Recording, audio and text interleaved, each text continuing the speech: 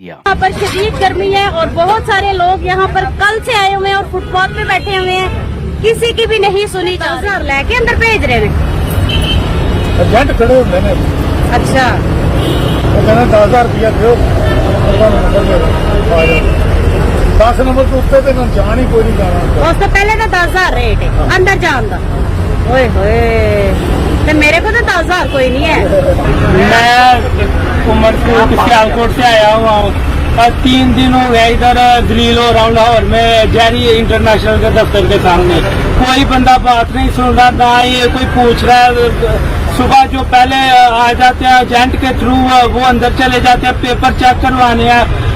Italy वालों का इतना गंदा निजाम है, कोई बात ही नहीं सुन रहा। जी मुझे 28 तारीख के पेपर आए हुए हैं। 28 तारीख के पेपर लेके मैं इधर घूम रहा हूँ।